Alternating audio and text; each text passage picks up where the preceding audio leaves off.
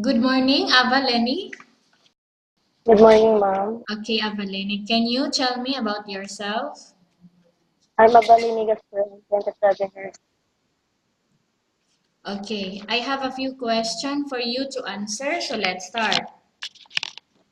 Why do you want to work as a maid?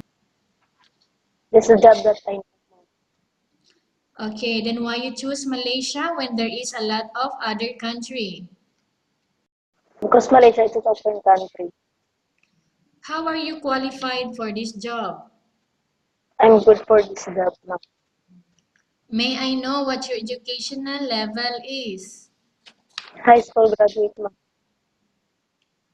What was your recent working experience? I'm a nanny for 3 years. Have you worked abroad before? No, ma'am. Do you have experience of taking care of babies? Yes, ma'am. Whose babies are you taking care of? Jemima Hipanago, my employer in Philippines. Okay. How about elderly? No, ma'am. I had no experience. Do you have any other special skills? Cooking and cleaning, ma'am. Okay. Are you willing to learn new skills? Yes, ma'am. I'm willing. Okay. Are you willing to work with the family where the mother-in-law or any relatives stay together?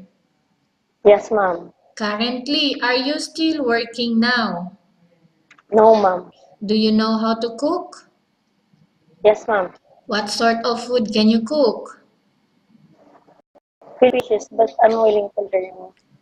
Are you aware that you will have to do washing, cleaning, ironing, and cooking? Yes, ma'am. Of all the house chores that I mentioned to you, which do you like most? Cooking and cleaning, ma'am. Okay, you are not allowed to use handphone during working hours. Yes, ma'am. You are only allowed to use handphone after you finish all the works and when going to bed.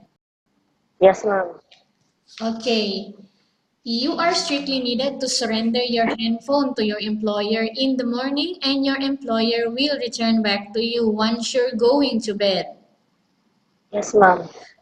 If ever your employer finds out that you're abusing of using your handphone and it's affected your work performance, your employer will confiscate your handphone and you are not allowed to hold it anymore.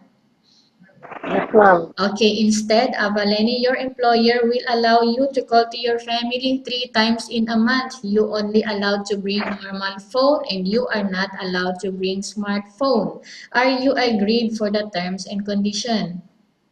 Yes, ma'am. I agree. Okay, are you agree to the rules and regulation for the handphone? Yes, ma'am. How many years is the contract as you agreed and understands? Yes, ma'am. Okay, can you describe for me your attitude? I'm a hardworking and honest people. How can you assure to us that you will work hard in Malaysia? I will follow the rules of my employer, ma'am.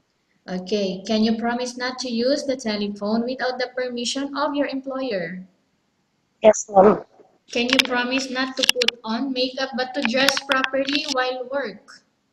Yes, ma'am. Can you promise not to ask for advance salary from your employer under any circumstances? Yes, ma'am.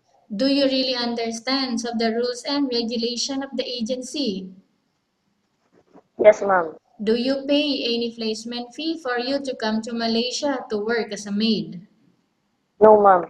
Do you have any history of sickness, breast cancer, or any other illness? No, ma'am. Have you undergone any operation before? No, ma'am. Okay, have you suffered from any serious illness? No, ma'am. Are you medically fit or are you fit to work? Fit to work, ma'am. Are you in any medication right now? No, ma'am. Are you allergic with any food? No, ma'am. Are you prepared to work for the employer of different races? Yes, ma'am. Are you prepared to eat the type of food taken or given by your employer?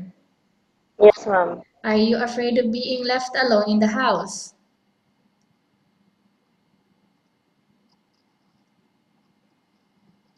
Hello? Oh my gosh.